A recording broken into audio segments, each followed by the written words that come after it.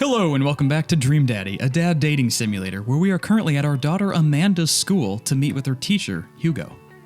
We're following Paul's adventures of being a hot single dad on the prowl for other hot single dads. Yeah, don't forget. Who knows who Mr. Vega is? Yeah, and yeah. Who knows what's in store for us? I feel like we need it previously This isn't on a- Dream Daddy. This isn't for Amanda, this is for us. Oh, yeah. I arrive at Amanda's school and check in at the front desk. Come on. A little bit of professionalism here, right? We're in the booth doing our lines. Sorry. They give me a bright orange visitor sticker and send me on my way. I love Paul I'm Rudd's barely voice. awake and feeling pretty haggard, but hopefully nobody will notice. I check my watch and am relieved to see that I'm only 2 minutes late. Wait, was it room 103 or 108? I spot a youth standing at his locker and approach him for help. Excuse me, do you know where Mr. Vega's classroom is? The youth turns around and looks me up and down with heavily lined eyes. Sigh. Come on, kid, I'm late for a meeting.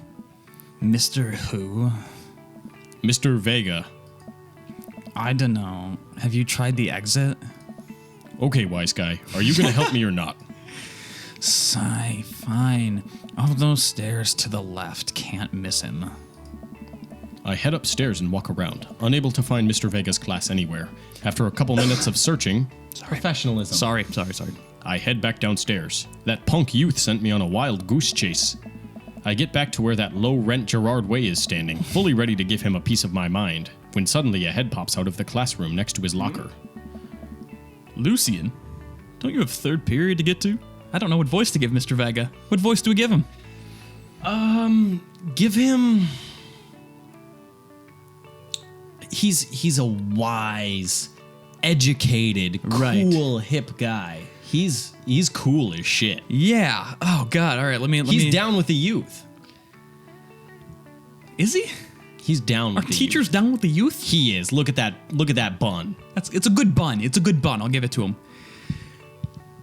Lucian, don't you have third period to get to? I don't want to date him if he's gonna have that I don't voice. know what voice to give him. We're reaching the tippy top of what voices I can possibly do here. Lucian, don't you have third period to get to? Lucian, don't you have third period to get to? Yeah, like radio DJ. Oh, kinda. okay. Sigh, fine, Mr. Vega. Wow. Now I'm officially 10 minutes late. I glare at him as he walks away. We're not cool. You must be Paul. This period's almost over. Would you mind waiting in the back?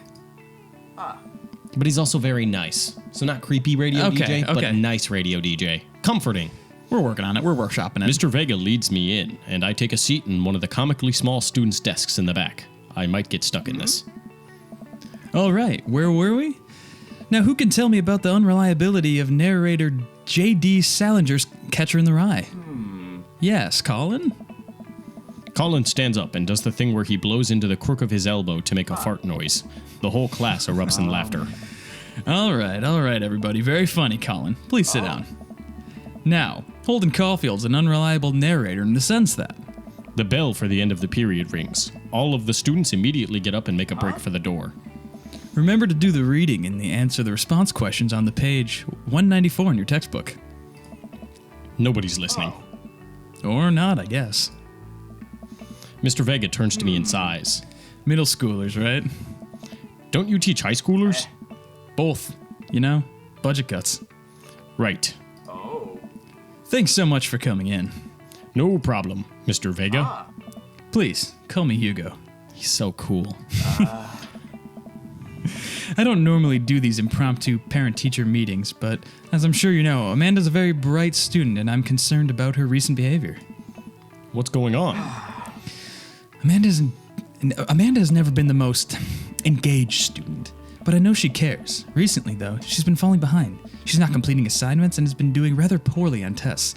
I'd normally chalk this up to senioritis, but... This is strange. I thought Amanda always shared everything with me. It hadn't even crossed my mind that something might be wrong. I just wanted to ask, is everything okay at home? She has a tendency to... No, because that makes me seem like a shitty dad. Right. Like she doesn't... We you're just- not approachable. Yeah. Yeah. We just moved. That could be it. Well, we just moved recently. but it was only to the other side of town, and Amanda was more excited about it than I was. See if you can talk to her about it. I know she values you a great deal and would appreciate your guidance. If she keeps heading down this road, I know how important art school is to her, and I would hate to see her miss out on scholarship money that she clearly deserves. I'll make sure to talk to Amanda. Thanks for letting me know, Hugo. Hey. Anytime. On my way out, I stop, thinking for a moment. I turn to Hugo. Hey, Hugo. Yes? They ever catch that rye? Oh. Yes. I leave the classroom and make my way out of the school. I'm still a little bit in shock that Amanda was able to hide this so well from me. She's always been such a force for positivity in my life, especially after we lost her mother. Amanda must be done with classes for the day by now. I'm sure she would appreciate a ride home, and maybe I can talk to her about what's going on. I pull up to the carpool and Amanda hops in the passenger seat. So, did you have fun gossiping about me? Mr. Vega and I actually just gossiped about our celebrity crushes. So you talked about Mario Batali the whole time? It was a very productive meeting. I'm pretty hungry. Can we grab some dinner? Sure thing. I'm a cool dad. Oh, the coolest. Does that sound good to you? Let's head over to the mall food court. Yeah, sure. Why the mall? Geez, can't a dad take his daughter to the mall? Will you buy me things? I will buy you a thing. Singular. Sounds like a deal to me. We drive in silence for a short while. Amanda plays a game on her phone. I should say something. You know, sometimes when a kid gets older, they find that they have to keep things hidden from their parents. And that's okay, because sometimes that's what kids do. And that's okay. But also sometimes it's good to have the parents' perspective because, you know, maybe the parents have also dealt with similar situations.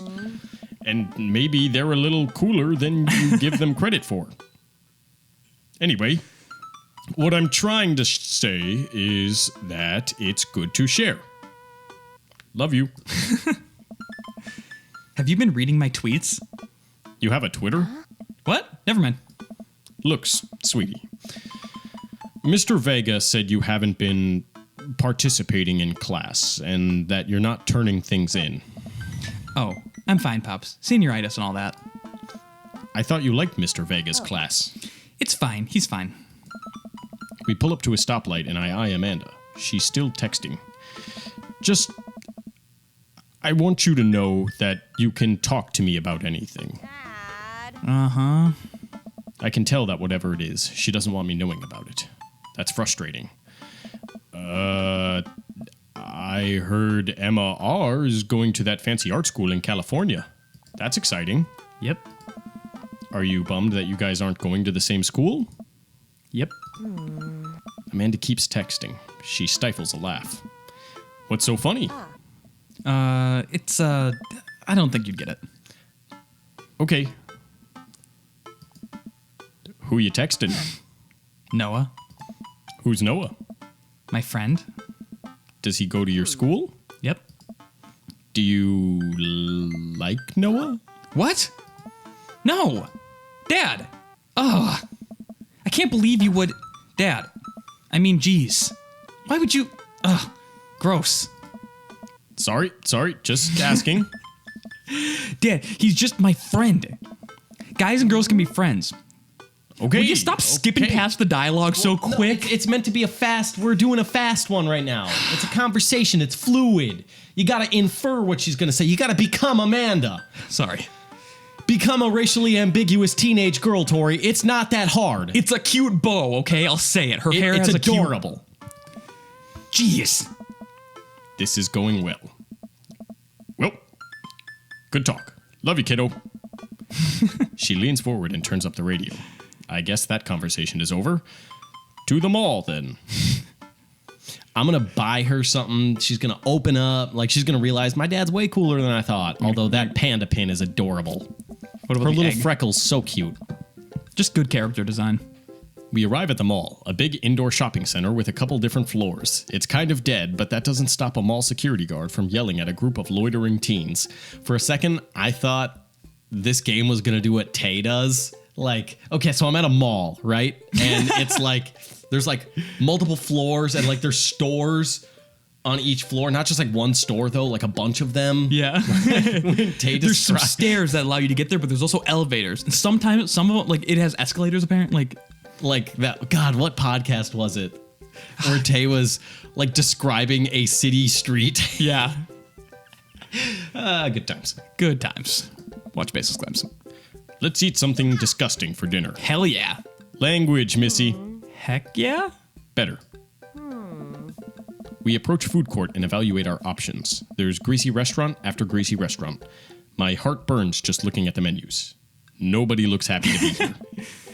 What are you in the mood for? Bread? Wait, no, sorry. What are you in the mood for? Bread dipped in sugar? Bread with cheese on it? Or do you just want to inject some fat directly into your bloodstream? I extend my hand to her. Would you do me the honor of sharing some nachos? She takes my hand with a grin. It would make me the happiest, cheesiest girl alive. We order a giant pile of chips, an unnaturally orange cheese from a very unenthusiastic and possibly stoned teenager. We take a seat at a rickety table and dig in. These are bad. These are very bad. But also strangely delicious. We have to eat through the pain. We enjoy the fluorescent cheesy goodness together until we're all out of nachos. So, something's been bothering me for a while. Can you explain memes to me? Sigh. Which meme? All memes. Amanda sighs deeply and places her head in her hands. Dad, it's complicated. See, memes are just inside jokes shared by a bunch of people that gets less funny the more people do it. So the problem is that by the time a meme gets to you, Dad, all us youths have already done the joke to death. And what's worse than that is movies and TV and video games will try and jump in on the meme train, but just based on how long it takes to make them, the meme will be long dead by the time it comes out. So it dates it and isn't funny. Oh shit, what up? I will say that Dat Boy was one of my favorites, and Dat Boy is timeless. Is it timeless? Dat Boy is timeless. Dad, please. Anyway, changing the subject, where to now? Want to go to that goth store? What? You know, the one that's all black and tries to establish itself as an anti-establishment despite being an exact representation of the establishment? I don't know what store you're talking about. You know, the one where you can buy chain wallets and it's basically an assault on what people fought so hard against in the punk and hardcore movements of the 70s and 80s? Dude, you gotta be more specific. The one you threw up in that one time. Oh, that one. Amanda runs into the store with me trailing behind her. She makes a beeline for the back. Tyler, what store you think this is? Aeropostale? Yeah, I think it's Hollister, actually, but pretty close. Good one. Now, what do you say we shop at Hot Topic next episode? You want to do it next time? All right. We'll see you. Stay tuned for the thrilling conclusion to Hot Topic. Only on Shapeless Gaming. Dream Daddy. Dream Daddy. Who's gonna be your dad?